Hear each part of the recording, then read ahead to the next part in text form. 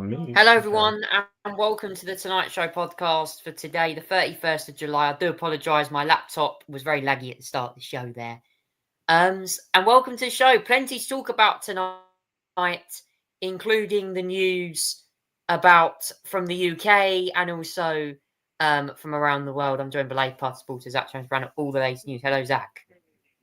Hello, Charlie. Hello, bud. Right, let's get out of the way. Plank of the week this week. I've got a couple of planks of the week to mention. The first plank of the week goes to the Trans Technologies Minister, Peter Kyle. Now, I have to say, this was kind of very annoying now. I want to talk about this. Now, we're going to come on to the online safety bill in a minute, because I believe that, I think, got passed or something in Parliament the other week, I think. Apparently, according to this, Peter Kyle done the media rounds after Sir Keir Starmer hosted US President Donald Trump in Turnberry. And Peter Kyle claimed he used a comment about Nigel Farage and Jimmy Savile. He claims, according to this, that he suggested that after opposing the government's online safety law reform, UK leader was on the side of sex offenders like Jimmy Savile. He claimed they took a huge step forward for online safety, and he make no mistake, people like Jimmy Savile would be be perpetrating his crimes online, and Nigel Farage is saying he's absolutely not on their side. Farage called the minister's comments absolutely disgusting and asked how long can this Labour government sink.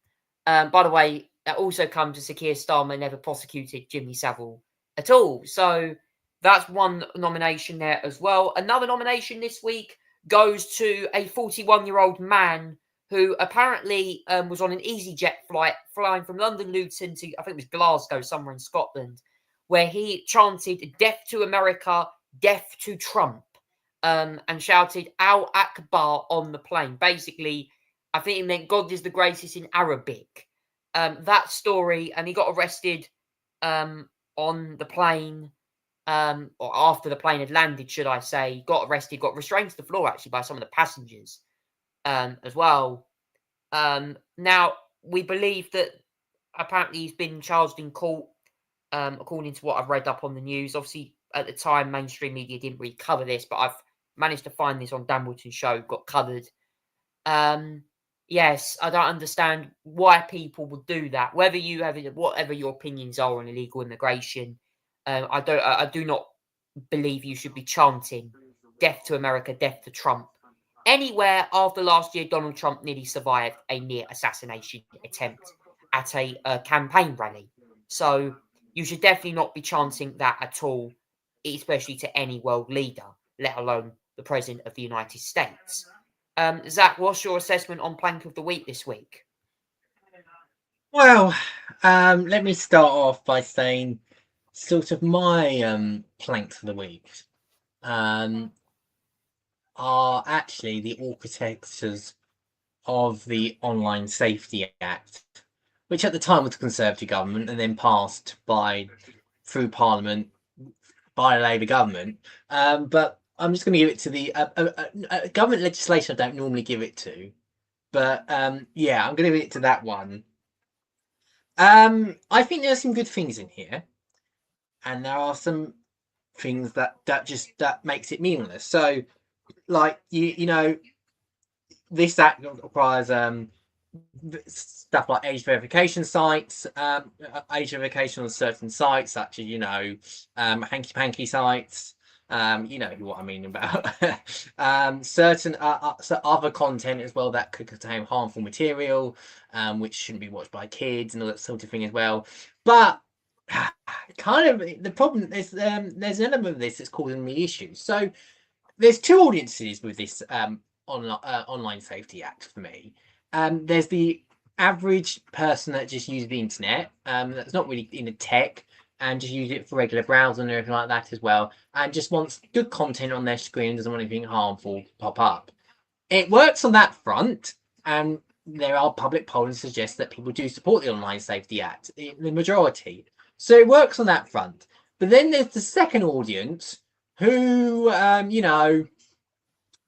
tech heads, want to go on anything without the government getting in their way and telling them what to do and what should they give away and what services they should agree to. This sort of thing is not good for them. And the problem I have with this legislation is not that it aims to protect children. I mean, that's a good idea in general. I mean, like some of it is pretty decent. But the problem is, it's meaningless also at the same time as well.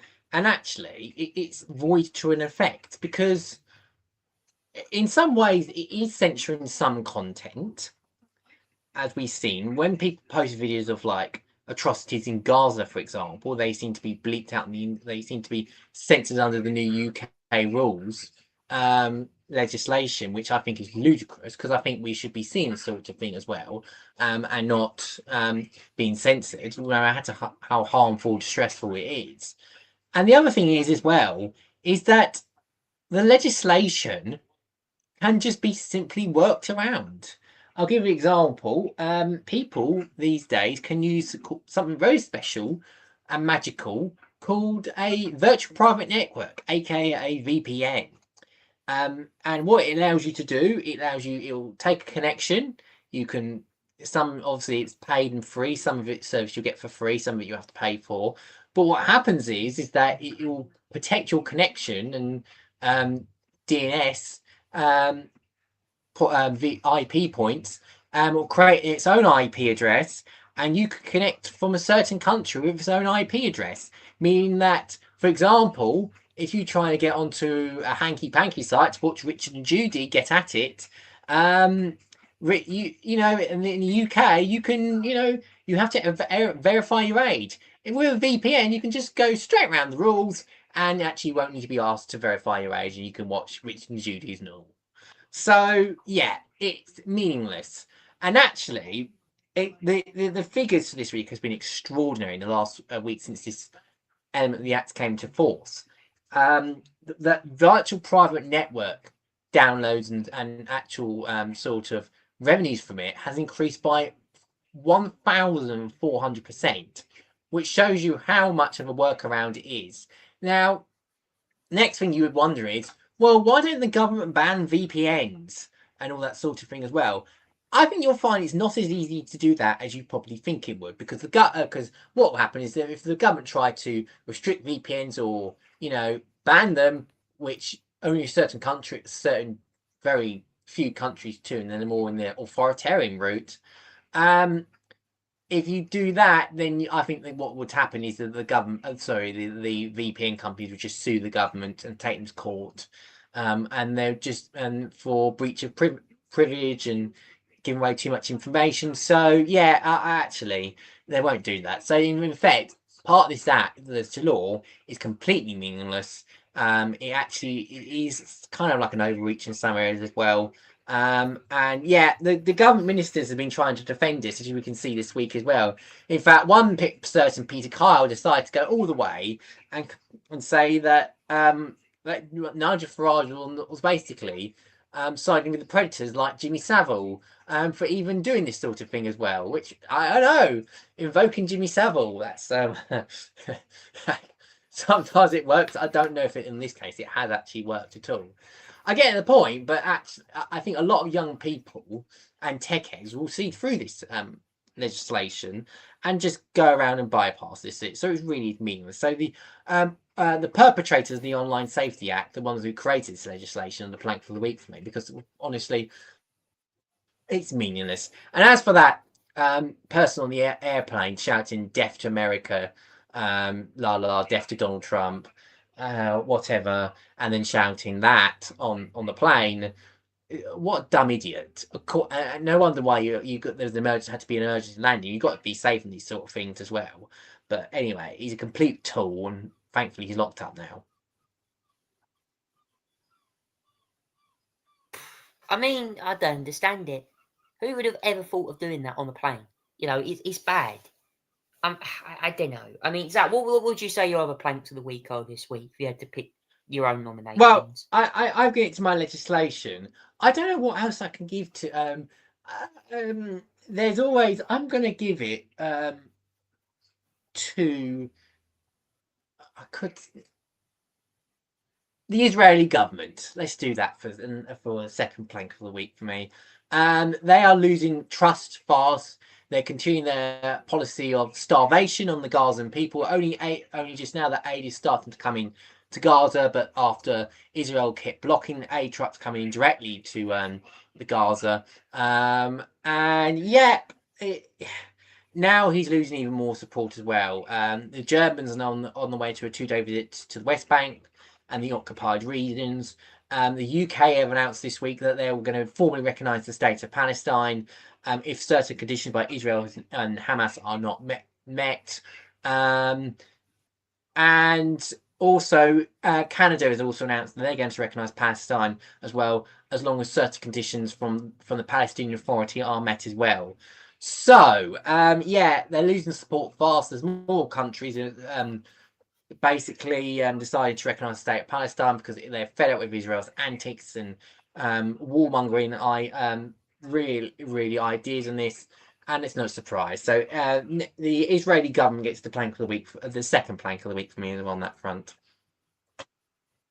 Well, that's all of our planks of the week this week, and some of the news roundup there in general. I just want to also talk about this week as well, some other things that have been happening in the UK. Protests taking place across the country. Obviously, Tommy Robinson escaped the UK the other day. Apparently, he was apparently attacked outside a train station by what appeared to be another person. Someone, according to reports, it was a left-wing protester. This is what I read up from, I think, some source. But apparently he fled the country. There is apparently a big rally taking place in September, another Unite the Kingdom rally again, where that apparently is taking place. Apparently there's been also reports on Lucy Connolly's situation in prison as well. Apparently she got locked up for 3 years, I think, for a comment about migrant hotels. I mean, Zach, in general, obviously Trump had a meeting with Starmer the other day at Turnberry, where he spoke about free speech and about illegal immigration, because it seems to me now that this is the issue that Parliament really need to get a debate on with this, because it's certainly getting out of control. Yeah, right. First of all, I'm going to go on to the Tommy Robinson stuff first of all, because I think people seem to be misinformed about this. It's not the case that a left winger attacked him. It's that he knocked out somebody. I think it was also female. Was it a female as well that he knocked out, if I remember as well? But he knocked out somebody. And yeah, rather than, obviously he knew what he was obviously going to be doing, so rather than face the crimes and go to jail, he decided to flee the country and bugger off. It's the same Tommy Robinson that complains about people coming into our country to flee and sort of all these complain about asylum seekers fleeing with them called being criminals or something. Well, he's doing exactly the same in another country as well. So but props to Tommy Robinson. Well done, you silly little mug. Showing yourself up there. Fact is, he's probably guilty thing. He's attacked somebody. He should go to jail. Wherever he is, they should get arrest warrant on him, bring him back, and plop him in for trial and arrest. Because again, he takes the mick. He does not care about the law. No, but quite frankly, his loons of followers are deranged thinking it's if it's anyone else. So that's to correct everyone on that specific thing there. And it was not he was not attacked. He was attacking them. So yeah, that's from that front as well. As for the Lucy Connolly protests, well, it's been through multiple courts now. She got jailed for 3 years for that post. The Court of Appeal upholds that as well. I don't know what else people can expect, really. I mean, it's gone through a democratic court system. The jury found her guilty, and then the Court of Appeal found her guilty as well. And what she posted was disgusting, and quite frankly, fitted the sentence. So those who are sympathising, it's your free speech. Oh, it's free speech. They tweeted, they're policing tweets and everything like that. Of course, you're bloody policing tweets because. If you said that in real life, you go to jail. So hopefully you do the same thing by policing it online as well. Just because you think you can post it online, get away with it, no, you don't.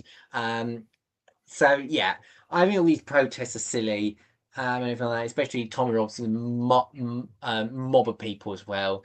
There's been a lot of protests this week, I have to say as well. on a serious subject, and it's actually quite a serious subject as well. There's the one in Epping that's been happening as well, I should add, outside where a migrant hotel that's been continuous. So there's been I think we covered this last week, but and the week before, but I think it's last week anyway. But this is where an asylum seeker got arrested on various offences, including sexual offences as well. I still think if this asylum seeker found guilty, they should be deported. No ifs and buts about it.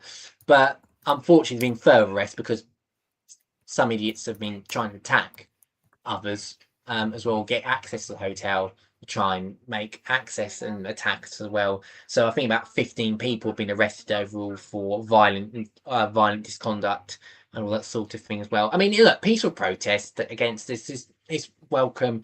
Counter and actual protests for and against are absolutely fine, no issues.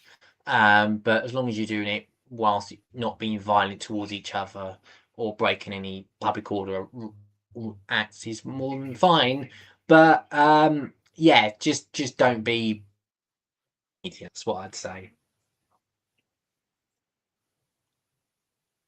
It's one of these things, and as Donald Trump put it on the meeting the other day with the Prime Minister pictured here. I mean, Zach, what did you take away from that meeting with President Trump and Prime Minister Keir Starmer?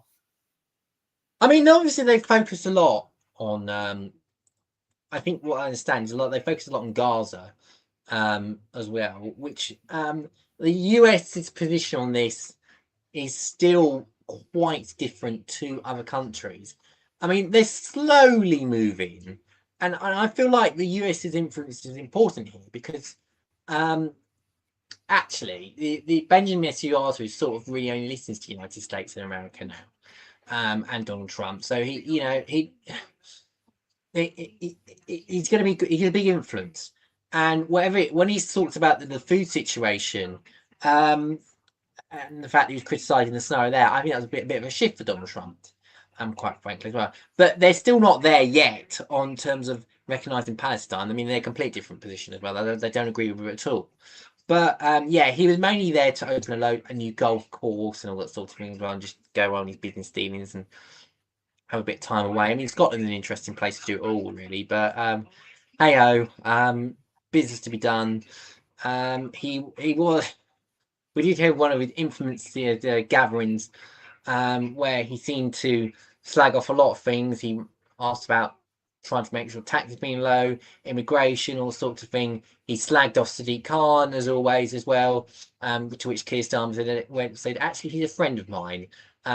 So he dealt with that quite well. But yeah, it was a bit of a chaotic one as well. And of course, there was a few mentions of Jeffrey Epstein and that sort of thing. Well, there's talks about potentially Ghislaine Maxwell testifying, but she wants full immunity, and otherwise she's going to invoke Fifth Amendment rights at a hearing, if not as well. But yeah, Donald Trump was there to open a few golf courses and do a bit golf, have chats with various ones. I think he also got a deal with the European Union whilst he was there as well in terms of trade, welcoming, although not all countries are particularly happy. I know the French are not too enthusiastic about what they've uncovered about the deal at the moment. But yeah, and there's also potential talks with China as well. That Trump's also announced tariffs on India, which is a bit of a strain on because they're quite a close ally of a lot of the countries around the world, actually, including the ones that are sort of hostile to the United States and others. So yeah, I mean, that's a tricky one for India to navigate. I'm sure they will navigate it well because I think India is quite neutral and friendly with a lot of countries, especially the UK as well. But yeah, that tariff situation is not helpful for the United States at all. And if anything, also again a bit unnecessary as well. Well, anyway, that's all the latest political news done for now. We are going to move on and do the motorsport news now whilst we're here. And we're going to start with a Formula One Belgian Grand Prix, which took place last weekend. Obviously, this weekend we're at the Hungarian Grand Prix, where Max Verstappen is remaining at Red Bull. And also in the other news as well, Fred Vasseur is signed a new deal to stay at Ferrari. So one driver, one team principal already confirmed for future recreations at the teams. And with the results now in, we can go over the results of the latest F1 race, which took place in Belgium after a 1 hour and a half rain, or over a 1 hour rain delay as well. Last weekend, certainly people had to fill the time with the rain delay, whether it was a rubber set that I managed to get doing. I don't know. Before the race started, I was trying to get everyone pumped up for an F1 race. Very interesting. Anyway, the F1 were in, and it was Oscar Piastri who put all of his troubles behind him from Silverstone to actually win this race in Belgium. 44 laps. Piastri took the victory ahead of McLaren's Lando Norris. It was a 1-2 finish. I think it was the first time at that circuit since the 1990s for McLaren for 1-2 of Mika Hakkinen at the time. Yes, and the McLaren 1-2 behind Charles Leclerc finished in third for Ferrari to cap off a strong weekend for him after his troubles at Silverstone. Come back obviously with the upgrades in that Ferrari, the upgraded rear suspension, and finished in third place. Fourth went the way of sprint winner Max Verstappen in the Red Bull. As I said, he is confirmed to remain at the team beyond for 2026. So Mercedes certainly will have some thinking to do with their contract negotiations outside the points after another disastrous weekend for the Italian. As well as that, in fifth place was George Russell in the Mercedes as well. Russell having a difficult weekend, but not bad actually, considering how bad Antonelli done. Mercedes again, despite the cooler conditions, still not up there as well. I do apologise because my laptop has decided to freeze, so I can't get the results up at the moment. It's taken me a little while. Sixth was Alex Albon in the Williams. A great result for him, actually done really well this weekend. Vic Sainz got points from sprint.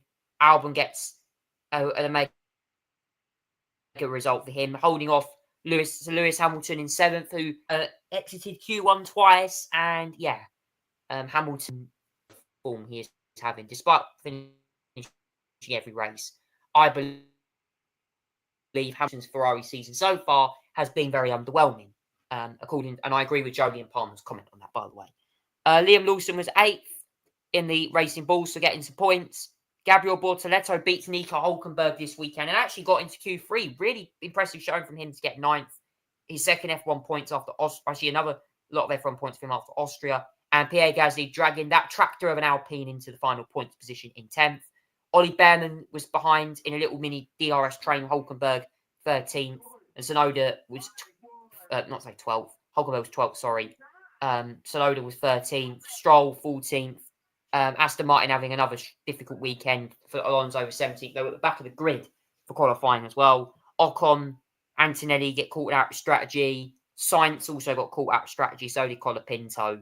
And Hadjar also did as well after the crossover came for slicks. That is effectively the race result done. In terms of the race, well, for me, it was very underwhelming after the rain stopped. As I called it, a bore fest. Even though I'm wearing my McLaren shirt tonight, I still think the race wasn't that exciting. Roll on 2026 with a new regs for sure. Zach, obviously a long rain delay, but the race obviously finally got underway. 44 laps, including the start behind the safety car, and in the end, McLaren continued to reign supreme.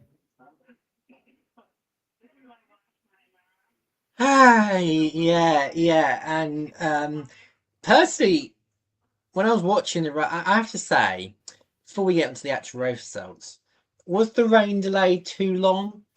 Yes, again. Could it gone a few laps behind the safety car before the heaviest spell came in? Yes, I think it could have gone behind the safety car. We could have actually sprayed the water away for a little bit and then got racing for a little bit before the heavier rain came in. Was it too spray? Possibly. So again, could have run in safety car conditions. It really that's the case. But then it's just the wait, and it makes the wet tyres redundant. Again, everyone starts on the intermediates on the restart. Why are we waiting for intermediate track before we restart? Why can we not use wet tyres?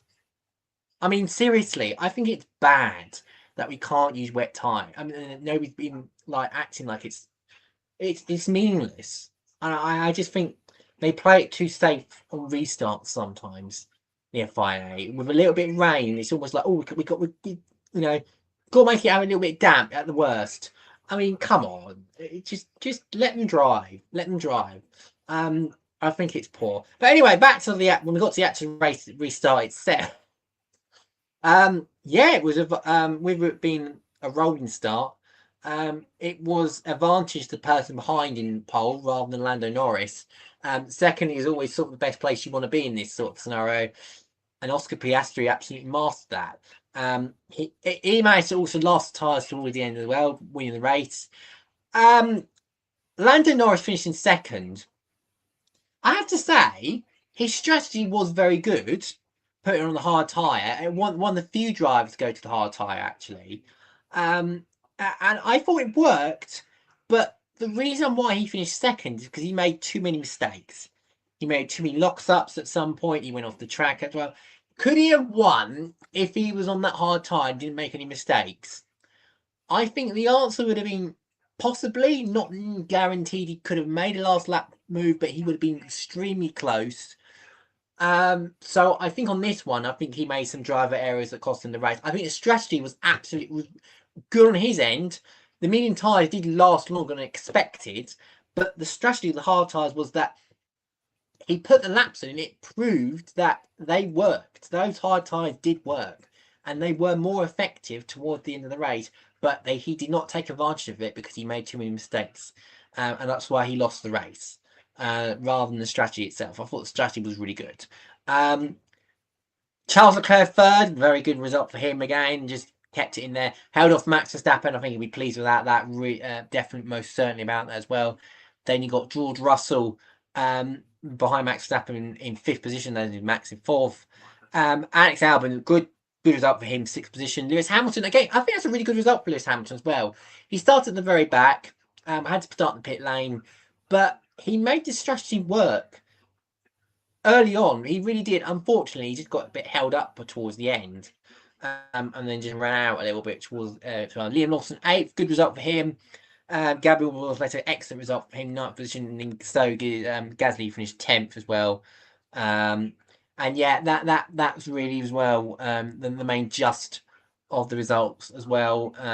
Yeah, some poor races I should mention as well. Ollie Behrman, I should mention as well, 11th position. I think it's like the fourth race in a row he finished 11th position. I should say. And then you got Hulkenberg, Tsunoda, Stroll as well.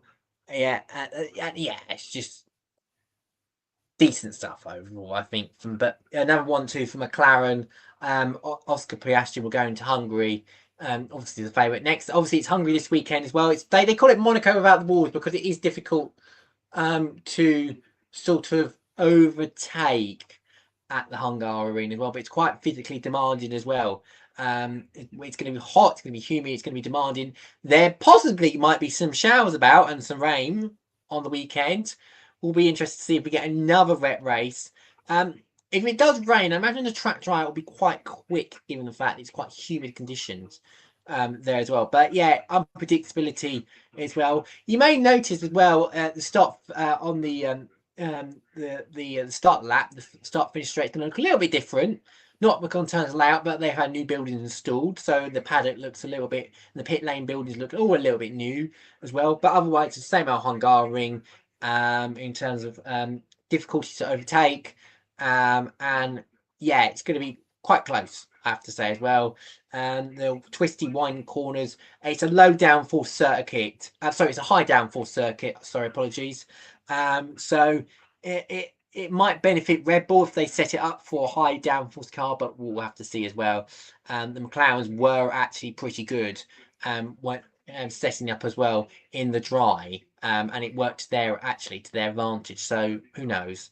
But yeah, so that's the next race, and that's the final race as well, I should mention, before the summer break, where we're going to be off for 4 weeks as well. Yeah, I think this circuit will definitely favour McLaren. Definitely again, I think the McLarens are just good when it comes to tyre management. They're just the best at looking after their tyres. The other teams struggle, especially Red Bull. But last year's winner was Oscar Piastri. I mean, last year was an embarrassment if you're a McLaren fan watching the team orders. It was like lead driver, second place driver pits before, or pits with safety car. It was just crazy what happened last year. Piastri will certainly want to get payback. I think he actually did win last year, but let's hope that it's really not papaya rules in 2025. So, yeah, obviously this weekend, newly upgraded Hungarian, the 40th edition of the Hungarian Grand Prix as well. Does anyone remember Jenson Button winning there in 2006 in a BAR Honda? Does anyone remember that race? So comment down below, guys, if you remember that race. Apparently it was Fernando Alonso won, or Fernando Alonso spun off. Mikey Mako got caught up as well. Yeah, it was a great race, that one.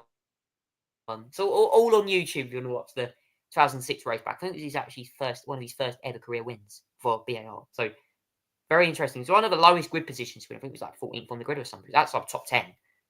Anyway, though, that's the Hungarian Grand Prix done. I'm going to go over and do IndyCar now. And, well, I don't have much to say about IndyCar today because, Alex Palou, put it this way, Alex Palou is one step closer now to winning the 2025 season. There's only a few races to go in the series now. And he took victory. If you watch the Motormania podcast that I recorded the other day, I'll go into more detail about the results. But yes, it was, Alex Palou's domination of the Mazda Raceway Laguna Seca for the Firestone Grand Prix of Monterey. And yes, he dominated the race and won, mastering caution restarts. There was cautions in the race. Obviously, Jacob Abel had gut throttle. His car basically couldn't lost braking. And as well, Rinus VK had a collision as well with Carl Kirkwood. Kirkwood running into the back of VK into turn 3, which ended his race. Or I think VK and Kirkwood dropped well down the field after that collision. And also Felix Rosenquist had a collision on the first lap as well, which I think eliminated him from any contention of fighting. So it was Alex Palou for Chip Ganassi racing ahead of Christian Lundgaard in the Arrow McLaren, who was definitely, I think, the best of the McLarens that day. Really impressive pace, actually, from Lundgaard. Colton Herta third. What is happening with the Cadillac seat? Questions on that one. Sergio Perez has been rumoured for that one. Pato Ward fourth in the second of the Arrow McLarens. Scott Dixon was fifth in the Chip Ganassi Racing number 9 car, ahead of Callum Ilott at times challenging for what would have been, I think, his joint best result at that track as well. Will Power was 7th. Marcus Armstrong 8th in the Meyer Shank Racing car there, the number 66. Rasmussen having an impressive showing in 9th in the number 21 Ed Carpenter Racing. Actually challenging the leaders at times. And Scott McLaughlin, the former Aussie V8 Supercars driver, was 10th. Newgarden, Ray Hall, Lucas, Daly, Rossi. As I said, Kirkwood had a contact with Rinus VK. Nolan Siegel also spun at the corkscrew as well in a fouled overtaking attempt as well. Ferrucci was down the back. Rosenquist was at the back. Ericsson had a mechanical. Abel had brake stuck throttle issues. Kiffin Simpson, I think, got caught up in a collision as well. So that was the IndyCar, also called Java House Grand Prix of Monterey. I'll play through clips of the race shortly. Zach, what was your assessment on the latest IndyCar race? I have to say, plenty of chaos, cautions, but in the end, 8 wins in a row, 8 wins this season for Alex Palou. He is now one step closer to a championship win. Yeah, again, it's just all about the Alex Palou show. Again, complete and utter dominance from him. He led pretty much all the race. It's just incredible pace for him as well. I'll give you some shout outs. So fair play to Christian Lundgaard in second position. As well, fair play to him. He did well. Colton Herta did really well. Third position for him as well. Then you had Pat O'Ward in 4th position, and then Scott Dixon, nice comeback as well, 5th place as well. So did Callum Ilott. I'll give Callum Ilott a lot of credit. 6th position. It takes a lot of balls to ride through the field, and that was a really good example of it. Fair play to him. Will Power was 7th, Marcus Onken 8th, Christian Ramsden 9th, Scott McLaughlin 10th position as well. That's your top 10 as well. And then you've got just Joseph Newgarden 11th as well. It's overall decent race as well. Lots of stuff happened as well. But again, it's about the Alex Palou show. Really good stuff from him overall. Just fantastic. There is also nothing like racing out the Laguna Seca, as you demonstrate with this clip here.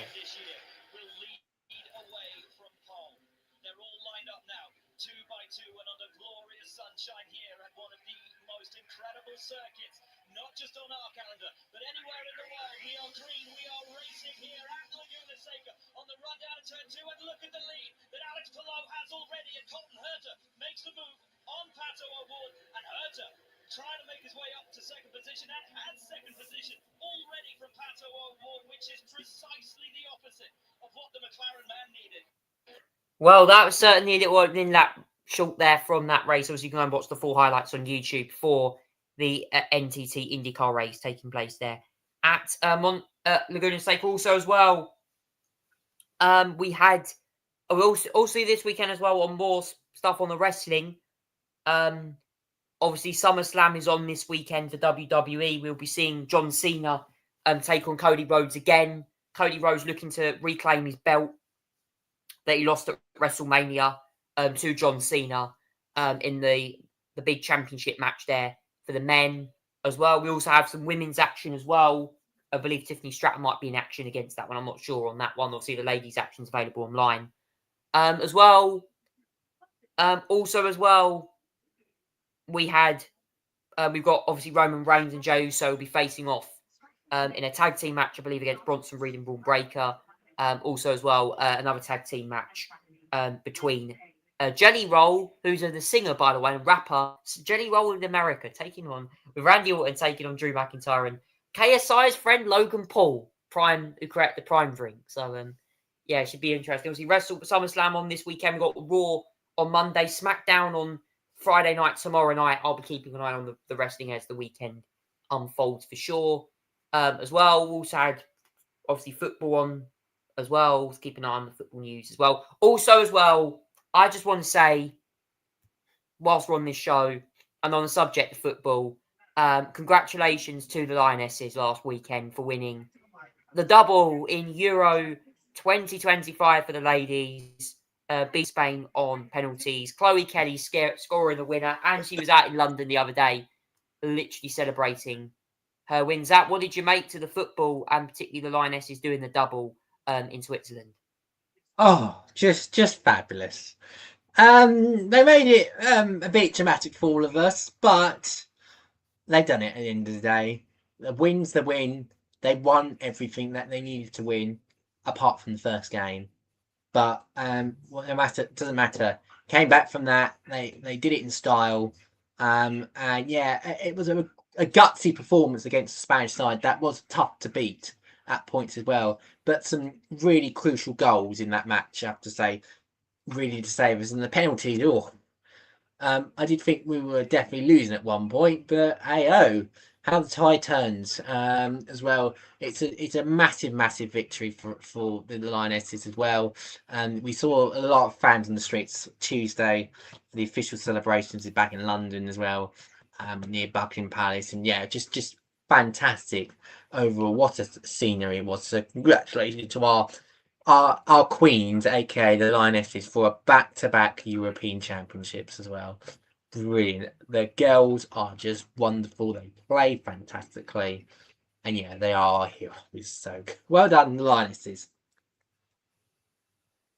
Yeah, well, it's now time for our musical interlude now. And this week I have a brand new song from Ollie Murs, which I'm going to play for you now on the show. This was released last Friday. And it was actually out at dinner last night, apparently, as well, with his wife. I heard that they were in London at a sheesh restaurant. He was having cocktails.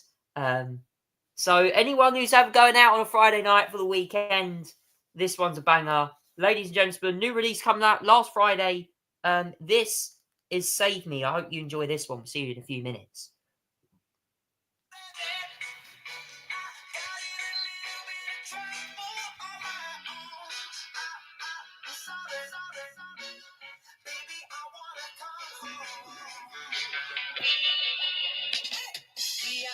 So I went out on the town and I got two black eyes and I'm stumbling about. I lost my wallet, lost my keys, lost my mind and my soul, cause I'm my worst enemy, I know.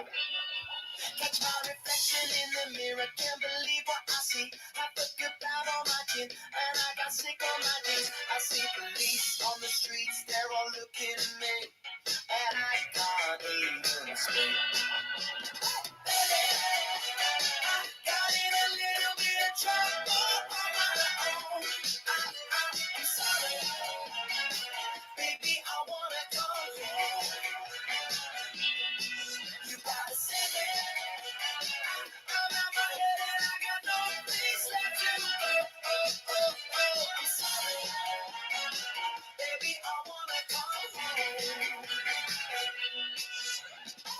Couple tequilas, I'm all over the place. Now I can't breathe, I got these geezers spitting right in my face. I jump from bars, strip clubs, every back end street, and there's nothing there for me.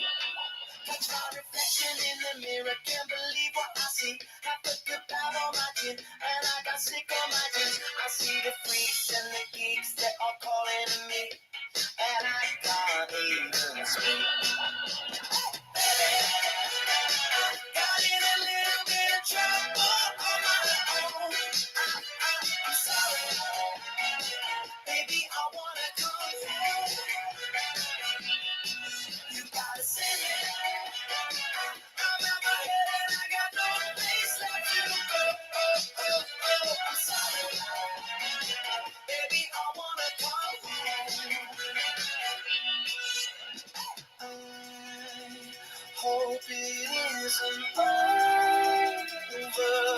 Will you still love me when I'm sober? Got in a little bit of trouble on my own. I'm sorry, baby, I wanna go home. You gotta save me. I'm out my head and I got no place left to go. I'm sorry, baby, I wanna go home. Thank you there to Ollie Murs with a brand new single there called Save Me, that came out last Friday. Zach, what did you make of that song? Certainly Ollie Murs going back to his roots with a new song. Yeah, it's a bit different. I have to say, a bit more hippo sort of music in terms of the sort of the jazz and everything like that. But yeah, it's all right. I like it, I guess. Well, he's back. He's performing at the Radio 2 in the Park show in Chelmsford in September. So if you are going to that show and you're going to get tickets, obviously the link is obviously on the BBC website. He will be there on the Sunday, just to confirm. So yeah, Essex is... I call Ollie Murs like one of Essex's golden boys, because he came from the X Factor years ago. So I'm sure you all guys know the X Factor show, where many artists have come from. So that is it.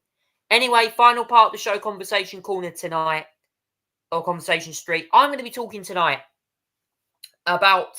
We're gonna end it on a motorsport theme tonight, because I want to talk about the best places to visit, the best places to view at Silverstone. Now, I've been asking this question for a few days now. If you went to the F1 or you went to the any other motor racing event, could be World Endurance, could be British GT, could be the Silverstone Festival coming up next month.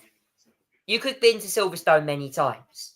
But I want to talk to you guys about where the best places to view the track is. Now, I have raced the track on simulator games, and there are lots of places you can go and view. Now, one of the prime places to go and view the British Grand Prix is always down at Luffield and Copse, because for me, you know, I've never been to Silverstone, but I'm going to obviously go in September, and I will give you more of an in-depth look into these grandstands. Obviously, these are covered grandstands located in the middle sector, but Luffield and Copse for me give you the great views of F1 cars screaming past or driving past at about 150 miles an hour or down into Copse Corner. And for me, with Copse, you obviously get to see the national pit straight as you come around, but also as well, you get a great view of the cars battling down through Woodcote and up through Luffield, because through Luffield you actually get a good view of Brooklands as well as the cars come down Wellington Straight. And in general, it's great because with the touring car action, it tends to be what the national circuit only gets utilised. You actually get to see quite a lot of the end of the final sector. In terms of obviously the other option, Maggots and Beckett's, I recommend that section if you want high-speed thrills, because you also get kind of a view looking over a little bit as well onto the arena section of Farm Curve as well, and also into Village and Loop. And if you want to go even more posher, or not posher, but even more interesting, Lando stand down at Stowe Corner. I heard everyone was down there. If you had a Lando Norris a quadrant merch on, and you were down there for the British Grand Prix, I had the Lando stand. I actually joined the group on that. And I saw the comments of people sitting at Lando stand with umbrellas and with ponchos on when it rained. And it was certainly interesting. Or if you want to see the full action of podiums and start line thrills, then Hamilton Straight into Abbey is certainly a good place to watch first lap drama happen. And also sit alongside the international pit straight as well. So there's loads of places to go and watch at Silverstone in terms of the best places. I really feel like this needs a discussion, because honestly, guys, comment down below if you've been to the British Grand Prix or been to any other racing at Silverstone. You know, it's really important to like understand the best grandstands, because a lot of people kind of like have this you know, they have kind of this vibe about them, like, you know, there's more options when it comes to viewing the track. I've got a few lists up here actually of some of the grandstands in option that you can go and view from that I reckon. So as I mentioned earlier on this list here, the list, which I'm just getting up now, you've got Beckett's. It's known for offering great views of the cars navigating Maggots and Beckett's. Club Corner, located at the final corner before start finish straight, offering views of start line, podium celebration, overtaking opportunities. Village Office's first corner, potential overtaking opportunities surrounding section of the track as well. Same with Village. Also takes the opportunity with both covered and uncovered grandstands. Copse also is a popular area for general mission reviews of national straight Copse, and as well Stowe, 3 grandstands with Stowe B offering great views of Hanger Straight and Vale. General mission areas include a choice of national straight, Copse Corner, Maggots and Beckett, Vale, see the Eckars, Exton, Stone Club towards Hamilton Straight, and national is also good for general mission with plenty of room to move around view. 5 officers of Abbey, Farm Curve and Maloop. In terms of what you should do with grandstands at Silverstone, consider getting there early. Consider your budget. Grandstand seats tend to be more expensive than general admission. Think about the experience for structured views. Check out the grandstand seating plan. As I said, the areas feel early. And also, maybe bring a radio if you are wanting coverage. I mean, Zach, what would you say the best places to watch at Silverstone are, whether it's the F1 or any other racing series? Because it is a huge venue. It's a 3.6 mile circuit, and there's certainly lots of options when it comes to watching the racing. Yeah, absolutely, and I can obviously relate from experience as well, and certainly I can certainly relate from, because I've been there now sort of like twice, and yeah, it's just really enjoyable as well, and I loved every minute of it. So I can sort of relate. So if I look here as well, if I'm just going to try and zoom in on something here that I have on my sort of computer here. I did mine. Where I was on the Hamilton Straight. Oh no, so I was on Abbey where I was actually, where my grandstand was actually, and yeah, it was really, really, really cool. I loved it. And it was a great view as well.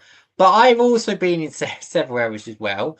So I've also been in, I think it was Village A, I've gone to as well. I've done in Luffield and Woodcote as well. I think where I've sort of seated as well, just occasionally. And yeah, I mean, it was just great, and I really enjoyed the whole experience from those seats as well. It's the great seats.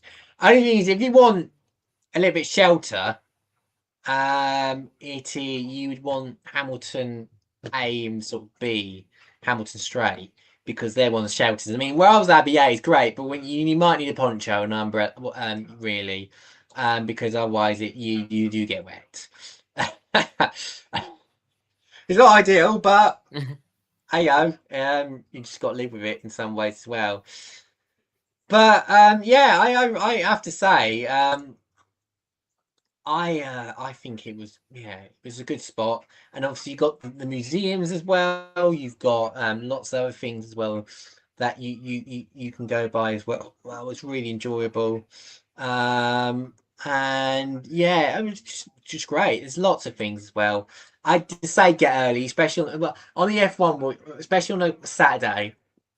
Um, if you're in there, if you get out there in your seats early enough, um, yeah, but then if you're not, then you might have to find another grandstand because Friday and Saturday are roving. Sundays you're allocated seats. So yeah, you're all right on the Sunday, apart from might be tripping over a few people. But Friday, Saturday, so I think Saturday's the busier day out of the two in terms of the roving seats. I think Friday you should be okay in terms of actually getting the seats itself, especially for the practice session. As long as you're in your seats, then you should be fine.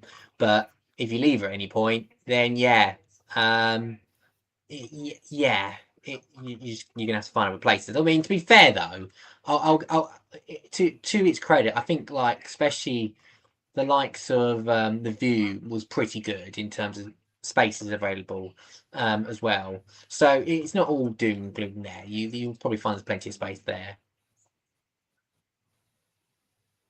I have to say, okay, I mean, Zach, you've obviously experienced the British Grand Prix yourself, and the grandstands in general offer different views, and obviously, I mean, for me going here I'm obviously going for a completely different event. This is the British Touring Cars, much smaller championship than F1, and I mean, looking on here at the photos, obviously Abbey, I mean, that for the F1, I mean, looking at that, right, you can see thousands of people. I think the actual attendance was 125,000 for the Sunday. It might have been more. I think it was 300,000 the whole weekend. It was a record. But I mean, it was massive, and the Lando stand was full. I joined the social media chat for Lando stand on Messenger, and I saw the seeds of people like posting all the Lando merch, as I said earlier on, and it was vibing. And then for me though, when I go, I'm going to be probably sitting round Luffield where the BRDC section is. Because obviously, that part of the track's only the track open for the British Touring Car race. But you know what? I can't wait. And, that's the beauty of Silverstone. It is one of the most famous racetracks in the world. It hosted the first ever F1 World Championship Grand Prix back in 1950. And when you go to the track, even Zach, even for a non-championship F1 event, Silverstone still thrives, doesn't it? Yeah, absolutely, and it rocks. It does rock, I have to say. Great atmosphere, great places to go and sit. Great main stages as well. It's brilliant. Just so much to do and so much places to sit as well. It's a family friendly track, I'd say. And I think, when you look at Luffield and Beckett's and stuff like that, I mean, I'm going to try and obviously sit at Luffield and get some views of Cops to get some views of the British touring cars going around. I mean, I'm only going on Saturday, so I'm probably only going to qualifying. But be interesting to see, like, with the Porsches, the Ginettas, or any of the support series, where I can actually get some good views of the cars going around the track. It'll be really good fun. And, I really think that you should attend some of these other series if you're not just attending F1. I mean, I'm considering going next year for the first time. I'm going to give it a try. I mean, I've done Goodwood, so festival speed's completely different. It's a week after the British Grand Prix, but it'll be great to experience maybe an F1 weekend and go into detail what the event actually offers. Because it's a really good event. I mean, the F1's obviously packed anyway, but I mean, you can see on the pictures on here how rammed the F1 is. It's like thousands of people. But I mean, the roving grandstand's a really good option as well. I think if you want to look into like getting that ticket, because I think Zach, it is included, isn't it, with your admission? I'm not sure, but I think it is included. Obviously, yeah. The Friday and the Saturday it's roving. Sunday it's not. In my case, and where I went, so it is actually included. So if you bought a specific grandstand ticket, it's technically still roving for the first 2 days, but it's allocated for the Sunday. So yeah, that's that's how it works. Yeah, and it's weird because I go Brands Hatch quite a lot to watch like British touring cars. It's my local racetrack, and being at Brands Hatch, you have to pay £10. I mean, Brands Hatch is cheap though. I mean, on the Saturday it was £10 for Paddock Hill Bend. So, I mean, you don't do roving grandstands at Brands Hatch because there's only two. It's just all the track. You got pit straights open Sunday, and then obviously when I went, it was Paddock Hill that was open. But to be fair, Paddock Hill, it's a shame it hasn't got the cover on because if it rains, you get wet on Paddock Hill. But sometimes rain is a good thing. But having the cover grandstands at Silverstone, it can actually keep you a little bit drier, depending if the roof leaks. So yeah, but honestly, guys, what's your comment? Comment down below, guys. Where have you been to Silverstone? Where is the best place you've sat? Any tips on the best places to sit? Because everywhere has different pricing. The fact that it's got a roving grandstand as well included in your price, particularly on one of the days, that's a bonus. Yeah, I've mentioned, isn't it? As well, I've mentioned. You can also visit the Silverstone website. They also host a variety of events, including Formula One and also MotoGP as well. And also, as I said, the bank holiday weekend, the Silverstone Festival coming up as well. A whole event for everyone, car themed, racing. It's going to be amazing fun, for sure, on that one. Sadly, though, that brings us to the end of the show. I hope you've had a great night tonight. I hope you enjoyed the podcast with me and Zach tonight. And of course, if you're planning on heading out over the weekend, obviously it's August tomorrow, so enjoy your trips out for August. Summer really is rolling into the holidays now. And all I'm going to say is that is it from me and Zach tonight on the Tonight Show podcast, live on YouTube. Back again next time for another edition of the show. Take care and good night.